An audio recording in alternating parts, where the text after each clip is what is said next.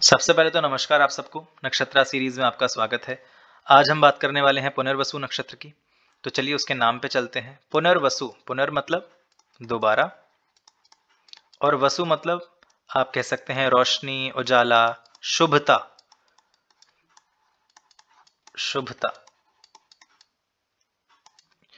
ऐसा क्यों कहा गया? क्योंकि आप आरिद्रा से आ रहे हैं। आरिद्रा मैंने आपको बताया डिस्ट्रक्टिव था, डार्क था, गुस्सा था उस नक्षत्र में, और अब आप दोबारा से शुभता की तरफ, रोशनी की तरफ आ रहे हैं, इसलिए पुनर्वसु। इसकी डेटी कौन है? इसकी डेटी है अदिति माता। माता क्यों कहा मैंने? क्योंकि देवताओं की माता है ये। चलिए इनके पास चलते हैं, फिर आगे की कथाएं सुनेंगे। तो सबसे पहले इनका नाम अदिति। अदिति रिप्रेजेंट करता है इनफाइनाइट को, यानी अनंत को, बाउंडलेस को।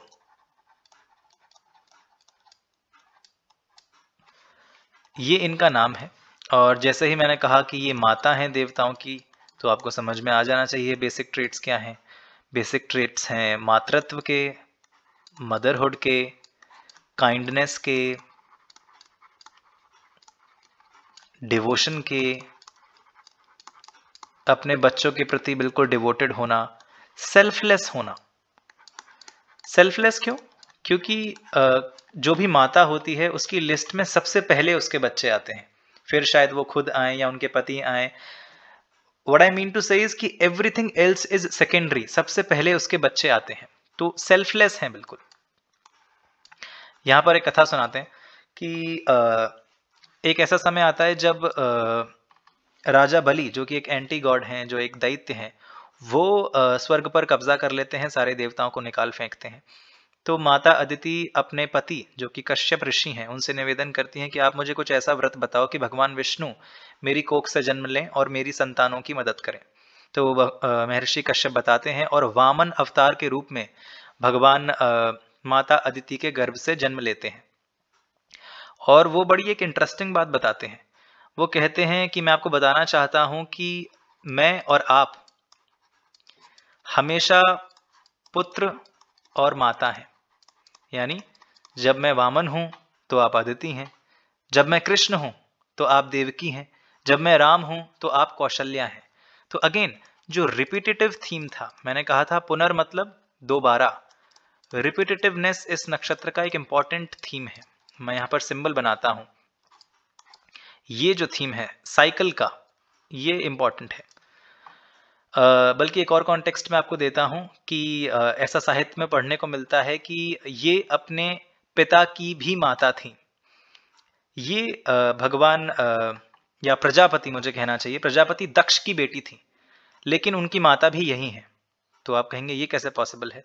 देखिए, हम सब जब एग्जिस्ट करते हैं तो दो फॉर्म में करते हैं, निर्गुण और सगुण। तो भगवान ब्रह्मा ने जिस निर्गुण शक्ति का इस्तेमाल करके इस सृष्टि को बनाया, वो निर्गुण शक्ति ये अदिति है। और जब सगुण रूप से ये प्रकट हुई तो दक्ष की बेटी के रूप में प्रकट हुई। जैसा मैंने आरिद्रा में भी कहा था कि भगवान रुद्र जो है भगवान ब्रह्मा से प्रकट हुए, तो क्या मतलब उससे पहले वो थे? नहीं, वो निर्गुण फॉर्म में थे। तो निर्गुण और सगुण का कॉन्सेप्ट बड़ा इंपॉर्टेंट है, हमारे ऊपर भी लागू होता है ये। तो ये इंपॉर्टेंट चीज है, अगेन रिपीटेटिवनेस, कि अपने पिता की माता भी यही है। रिपीटेटिव थीम, मातृत्व का थीम इससे कनेक्ट होता है। थोड़ा मैं कॉन्टेक्स्ट दे देता हूं आपको। जो महर्षि कश्यप हैं, उनकी दो पत्नी हैं, अदिति और दिति। अदिति जो है वो देवताओं की माता हैं और दिति जो है वो दैत्यों की माता है। अदिति के पुत्र कौन हुए? आदित्य। आपने सुना होगा 12 आदित्य हैं। तो आदित्य क्या रिप्रेजेंट करते हैं? भगवान सूर्य की ही फॉर्म है, रोशनी को रिप्रेजेंट करते हैं। और दिति के पुत्र कौन है? दैत्य या फिर असुर। असुर का मतलब, सूर्य का मतलब अगर रोशनी हो गया, तो असुर का मतलब अपने आप में डार्क हो गया। तो ये इसका एक इंपॉर्टेंट कॉन्सेप्ट है। थोड़ा मैंने आपको बैकग्राउंड सुना दिया। चलिए इसके सिंबल की तरफ चलते हैं, आगे की चर्चा वहां करेंगे। इसका जो सिंबल है वो है एक खूबसूरत तरकश, जो कि बड़ा खास है। ध्यान से सुनिएगा, ये तरकश जो है ये आम तरकश नहीं है। इसके जो बाण हैं या इसके जो तीर हैं, ये वो तीर हैं जो लक्ष्य को भेद करके वापस तर्कश में आ जाते हैं। लक्ष्य को भेद करके वापस तर्कश में आ जाते हैं। वापस का मतलब क्या हुआ? अगेन, रिपीटेटिव, यानी रीयूज हो सकते हैं, ऐसा आप समझ सकते हैं। ये एक इम्पॉर्टेंट एस्पेक्ट है पुनर्वसु का, रिपीटेटिवनेस, रीयूज हो पाना। और ऑब्वियसली तर्कश है तो लक्ष्य को भेदना, वो सब चीज़ें भी एसोसिएट होती हैं, बट मेन जो थीम है वो रिपीटेटिवनेस है और मदरहुड है। इसके बाद जो इम्पोर्टेंट बात है वो ये है कि जब भी तर्कश की बात आती है तो सनातन में जो भगवान आपके सामने आते हैं वो है मर्यादा पुरुषोत्तम श्री राम। तो उनका जन्म नक्षत्र पुनर्वसु है।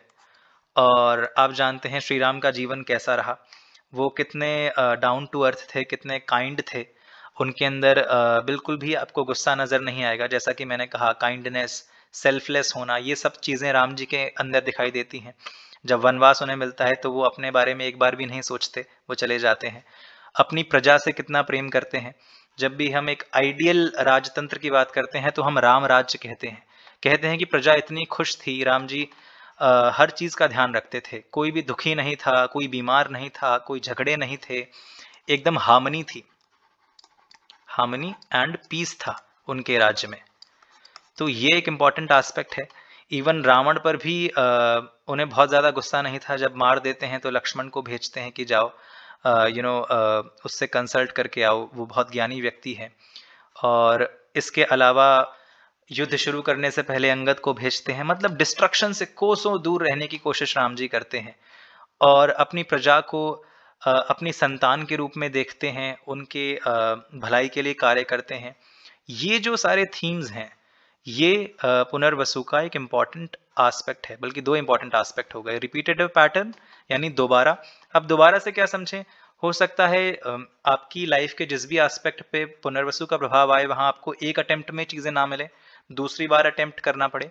और उसके अलावा मातृत्व वाले गुण, यानी जिस भी रिलेशनशिप को पुनर्वसु इम्पैक्ट कर रहा हो आपकी पत्री में, वहां पर आप बहुत ज्यादा मातृत्व हो उस प्रति, पर्टिकुलर रिलेटिव के प्रति, ये सब क्वालिटीज पुनर्वसु में देखने को मिलते हैं। तो रैप अप करते हैं इसको यहाँ पर। अब मिलेंगे अगले नक्षत्र की चर्चा में, जो है पुख्य नक्षत्र। बहुत बहुत धन्यवाद।